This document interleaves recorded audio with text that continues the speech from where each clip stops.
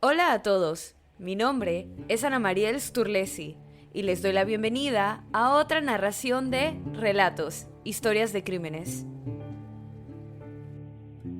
El episodio de hoy narra una serie de tiroteos coordinados que ocurrieron durante 3 semanas en octubre de 2002 en el Distrito de Columbia, Maryland y Virginia, Estados Unidos. Su ola de crímenes, que comenzó en febrero de 2002, incluyó asesinatos y robos en el estado de Alabama, Arizona, Florida, Georgia, Luisiana, Maryland, Texas, el estado de Washington y en Washington, D.C., que resultó en 7 muertos y 7 heridos en 10 meses. Los francotiradores mataron a 17 personas e hirieron a otras 10. Hoy hablaremos de los Beltway Snipers. Octubre de 2002 fue el comienzo de lo que parecían ser las 3 semanas más largas en el área metropolitana de Washington. Nadie quería creer que lo que estaba pasando cambiaría la vida de miles. Lo que parecía ser una ola de asesinatos al azar por parte de un lunático enfurecido resultó ser parte de un plan masivo que cobró la vida de 10 personas inocentes en D.C., Maryland y Virginia. A las 17:20 en el 2 de octubre de 2002 se disparó un tiro sin víctimas a través de una ventana de una tienda de artesanías llamada Michael's en Aspen Hill. Dado que nadie resultó herido, se asumió que el disparo fue aleatorio y no se generaron alarmas graves. Aproximadamente una hora después, a las 6:30 p.m., James Martin, un analista de programas de 55 años, fue asesinado a tiros en el estacionamiento de una tienda de comestibles, ubicada en Glenmont. Pero ese era solo el inicio. En la mañana del 3 de octubre, 4 personas fueron asesinadas a tiros en un lapso de aproximadamente 2 horas en Aspen Hill y otras áreas cercanas en el condado de Montgomery. Otro fue asesinado esa noche en el barrio de Tacoma del Distrito de Columbia. A las 7:41 a.m., James Buchanan, un paisajista de 39 años conocido como Sonny, fue asesinado a tiros mientras cortaba el césped afuera de un centro comercial. 31 minutos después, a las 8:12 a.m., un taxista de medio tiempo de 54 años, Prem Kumar Walekar, fue asesinado en Aspen Hill en el condado de Montgomery mientras echaba gasolina a su taxi.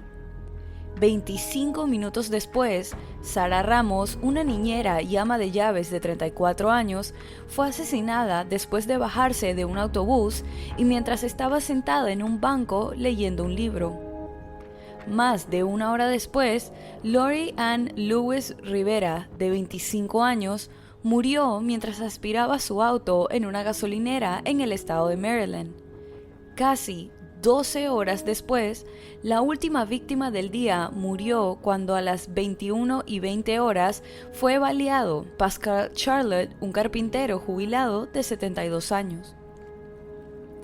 En cada tiroteo, las víctimas morían con una sola bala disparada desde cierta distancia, y en cada caso los asesinos golpeaban y desaparecían, haciendo que caminar por la calle en 3 estados diferentes fuera un juego de vida o muerte.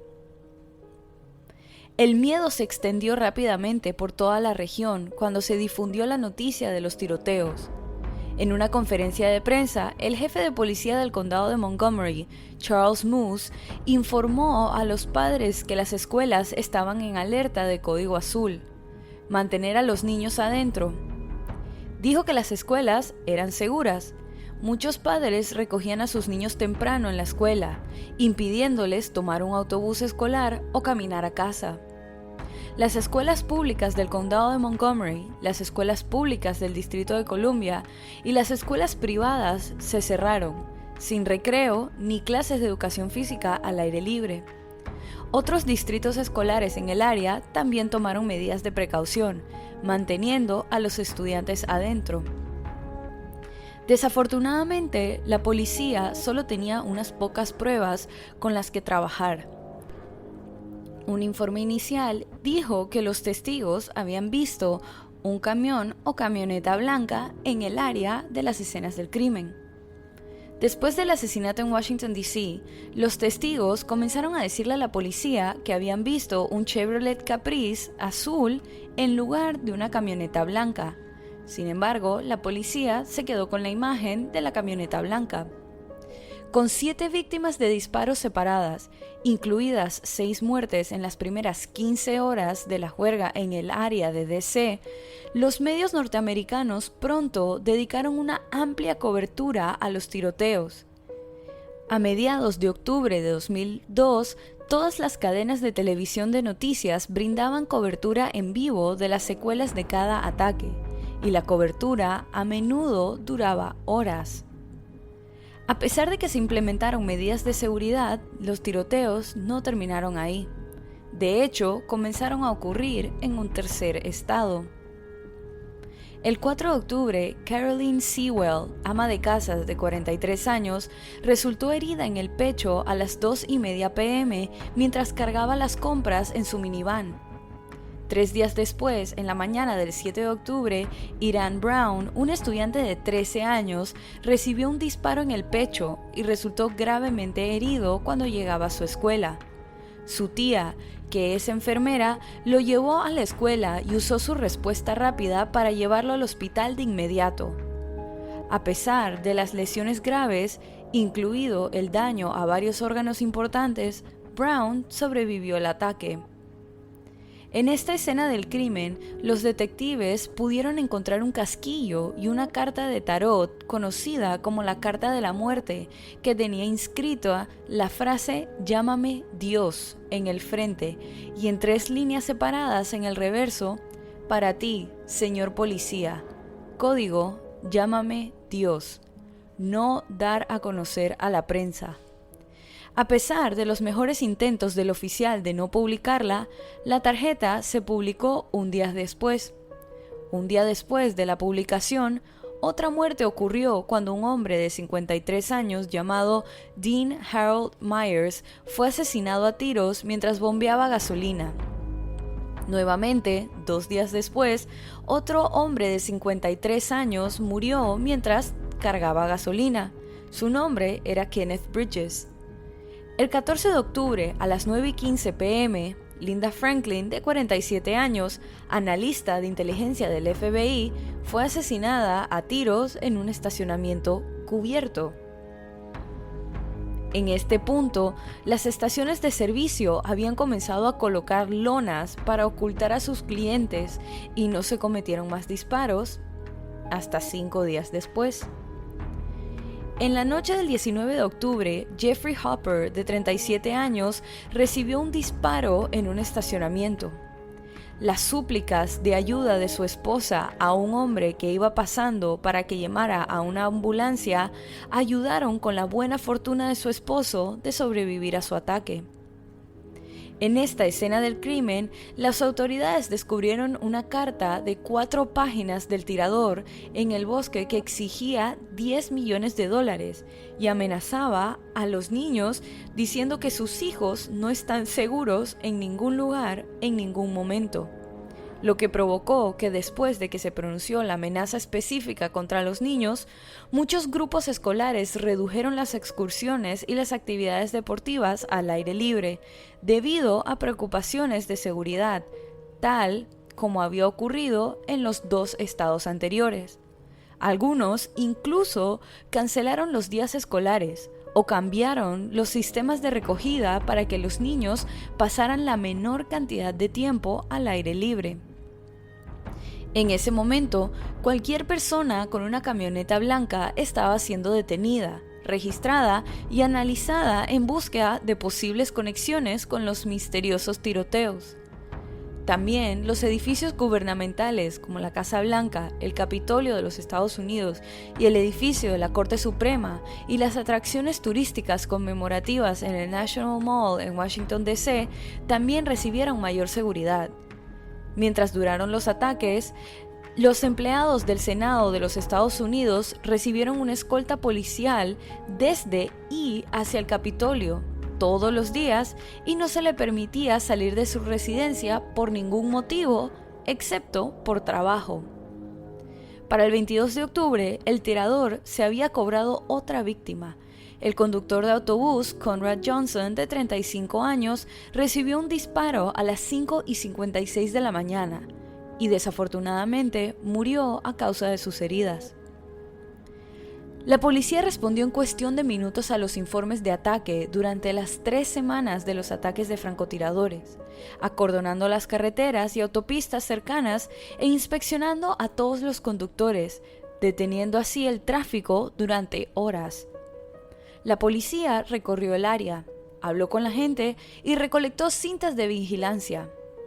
Todas estas pruebas les ayudaron a determinar con sentido que los ataques durante la primera semana de octubre estaban todos relacionados entre sí. Una llamada telefónica realizada por lo que la policía en ese entonces creía que era solo un tirador, se rastreó hasta un teléfono público en una estación de gasolina, pero lo perdieron solo por minutos al llegar a la estación. Lo que les hizo interesarse en la llamada es el hecho de que el francotirador, mientras se jactaba de su inteligencia, mencionó un asesinato anterior sin resolver en el área de Montgomery. Esto fue identificado como el tiroteo del 21 de septiembre de Claudine Parker, una empleada de una tienda de licores de 52 años que fue asesinada después de recibir un disparo en el pecho durante un robo. Su compañera de trabajo, Kelly Adams, de 24 años, también resultó gravemente herida con un tiro en el cuello, pero sobrevivió. Unos días después, la policía comparó las huellas dactilares encontradas en la escena del crimen con las huellas dactilares encontradas en la escena del crimen de la licorería. Las huellas dactilares pertenecían a Lee Boyd Malvo, que tenía 17 años en ese entonces. Después de confirmar el vínculo entre estas dos escenas del crimen, el FBI pudo vincular estas huellas dactilares con Malvo debido a sus huellas dactilares durante un arresto anterior en el estado de Washington, y una investigación posterior reveló que tenía vínculos estrechos con un hombre conocido por la policía llamado John Allen Muhammad, que tenía 41 años. A pesar de la aparente falta de progreso públicamente, las autoridades federales estaban logrando avances significativos en su investigación y desarrollaron pistas en 3 estados diferentes al obtener información sobre sus sospechosos.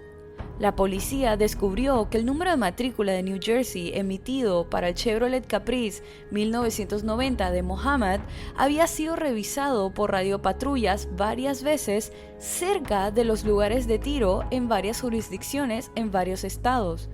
Pero el automóvil no había sido detenido porque las redes informáticas de las fuerzas del orden no indicaban que estaba relacionado con cualquier actividad delictiva y se centraron exclusivamente en la camioneta blanca que muchos testigos afirmaron haber visto salir a toda velocidad de la escena del crimen. Las autoridades se apresuraron a emitir una alerta a los medios de comunicación para que el público estuviera atento a un sedán Chevrolet Caprice azul oscuro. Para el público, así como para los organismos encargados de hacer cumplir la ley en toda la región, este fue un cambio importante con respecto a la misteriosa camioneta blanca. La ola de crímenes llegó a su fin a las 3:15 de la madrugada del 24 de octubre de 2002. Cuando encontraron a Muhammad y Malvo durmiendo en su automóvil en una parada de descanso. La policía fue alertada por Whitney Donahue, quien notó el auto estacionado. El patrullero Wayne Smith de la Policía Estatal de Maryland fue el primero en llegar a la escena e inmediatamente usó su vehículo policial sin identificación para bloquear la salida, colocando el automóvil de lado entre 2 camiones con remolque estacionados. A medida que llegaban más soldados, sellaron efectivamente el área de descanso en las rampas de entrada y salida sin que los sospechosos se dieran cuenta de la presencia policial en rápido crecimiento.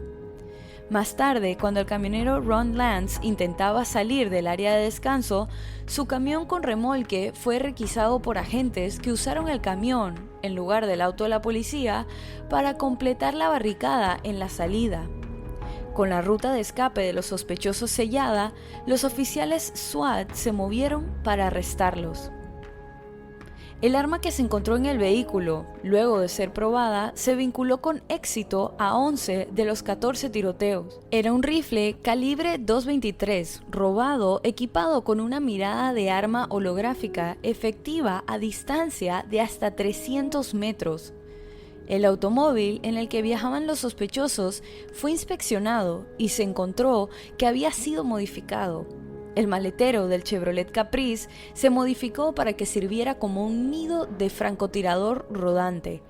El asiento trasero se modificó para permitir el acceso de una persona al maletero. Una vez dentro, el francotirador podía tumbarse boca abajo y disparar a través de un pequeño orificio creado a tal efecto cerca de la matrícula. En el juicio de Muhammad en mayo de 2006, en el condado de Montgomery, Maryland, Malvo subió al estrado y confesó una versión más detallada de los planes de la pareja. Malvo, después de un extenso asesoramiento, admitió que estaba mintiendo en la declaración que hizo después de su arresto, cuando admitió ser el detonante de cada tiroteo. Malvo afirmó que había dicho esto para proteger a Muhammad de la pena de muerte, porque era más difícil lograr la pena de muerte para un menor. Malvo declaró: "No estoy orgulloso de mí mismo, solo estoy tratando de hacer las paces", expresando su arrepentimiento por los tiroteos. En sus 2 días de testimonio, Malvo detalló aspectos de todos los tiroteos. Parte de su testimonio se refería al plan completo y multifase de Muhammad. Su plan constaba de 3 fases en las áreas metropolitanas de DC y Baltimore. La fase 1 consistió en planificar, mapear y practicar meticulosamente sus ubicaciones en el área de DC. De esta manera, después de cada disparo, podrían abandonar rápidamente el área por un camino predeterminado y pasar a la siguiente ubicación. El objetivo de Muhammad en la fase 1 era matar a 6 personas blancas al día durante 30 días. Malvo continuó describiendo cómo la fase 1 no salió según lo planeado debido al intenso tráfico y la falta de un tiro claro o una escapada en diferentes lugares. La fase 2 estaba destinada a trasladarse a Baltimore.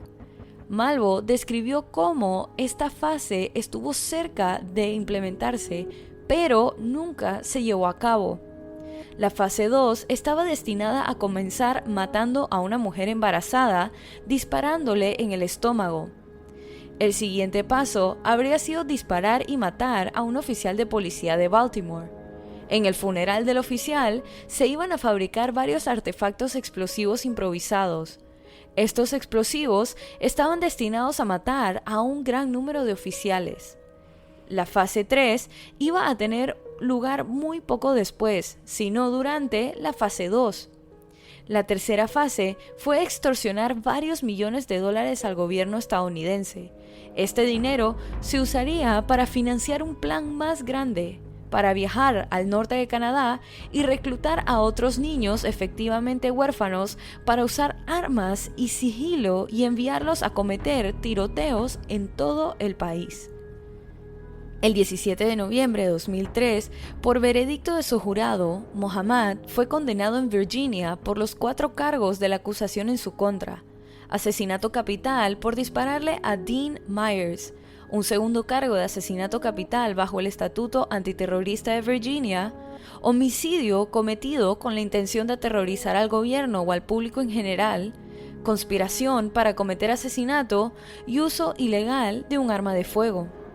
El jurado recomendó por unanimidad que Muhammad fuera condenado a muerte.